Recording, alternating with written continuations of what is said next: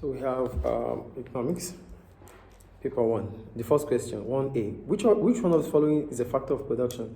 When we talk about factor of production, we're talking about resources that helps in the production of goods and services.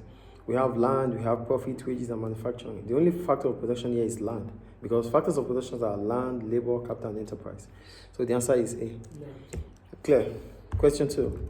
A firm has a total fixed cost of $40,000 per month and variable cost of $150 per unit. If it produces 1,000 units, what are the total costs per month? Total cost is fixed cost plus variable cost. Here, our variable cost will be the variable cost per unit multiplied by the output. So it is 150 multiplied by 1,000. That gives us $150,000. So $150,000, which is our variable cost, plus $40,000, which is our fixed cost, makes our total cost, which is $190,000. So the answer is A. Clear? Question C. What is meant by the term demand? Demand is the quantity of goods consumers are willing and able to buy at a given price and time. That is what demand is. Clear? Yes. So go to question D. State the formula for social cost. Social cost is external cost plus private cost. External cost plus private cost. That is social cost. Question E. Are you there? Yes. Define the term tertiary sector. For the tertiary sector, this is the sector that provides services, like services in the economy, like teaching, banking, insurance, tourism. These are tertiary sector. Any question about that? Any question, please? No. So we'll move on to question E. Question F. It said, calculate the average cost per unit for the firm. When it makes 2,000 units, you are advised to show you're working. They said we should calculate the average cost. Average cost is total cost divided by output. Total cost divided by output. Here we have our quantity to be 2,000. Yes. We have our fixed cost to be 7,340. Then our variable cost is 4,760. Before we get our total cost, we can't get our average cost without finding the total cost. Total cost is total fixed cost plus total variable cost. So that gives us, so here our total cost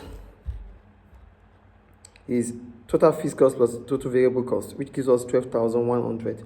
Then you divide it by output, which is 2,000. So our average cost is total fixed cost, total cost divided by output, which is 6.05.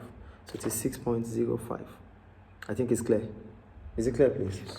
Then we'll go to question G.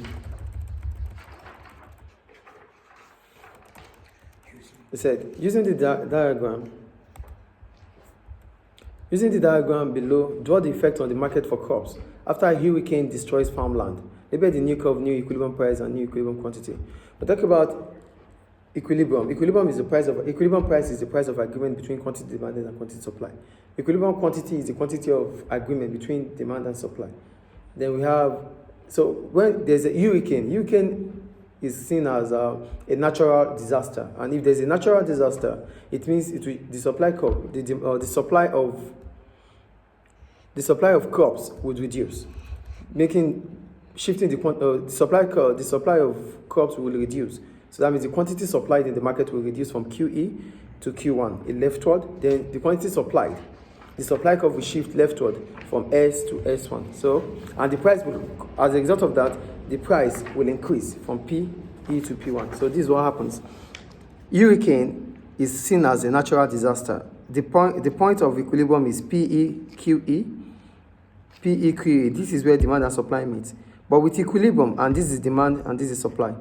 At equilibrium, based on hurricane, which is a natural disaster, it will reduce the quantity supplied in the market of crops, shifting it leftward. So the quantity supplied of crops will reduce from QE to Q1. That will contract. As a result of that, the supply curve will shift leftward from S to S1, bringing about contraction in the demand curve, bringing about an increase in price from PE to P1. So supply would reduce because the quantity supplied in the market will reduce. The supply curve will shift leftward and the price will increase from PE to P1. That is the situation about the graph. So we go to question H. Are you there? Yes. You have that. They said, concert tickets to see the most popular music artists can sell for very high prices. There's no one reason why the demand for these tickets might be price inelastic. It is price inelastic if the quantity demanded does not change.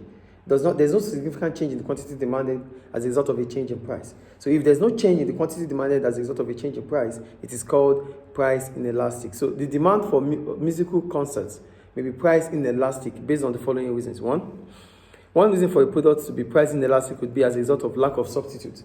So the musical concert if it doesn't have a substitute, it means you don't have any other choice than to watch the musical concert. As a result of that, the demand for it will be price inelastic. So I wrote here, one reason for a product to be price inelastic would be as a result of lack of substitute. This means if they want to watch the artist performing live, they have no choice. Because it's an artist that wants to perform live. So that is the opportunity you have to watch the artist perform live. Yes. So, and you just have to watch it. So the demand for watching it will be price inelastic. Yes. Is it clear? Yes, I understand. Any question about that? Till now, no.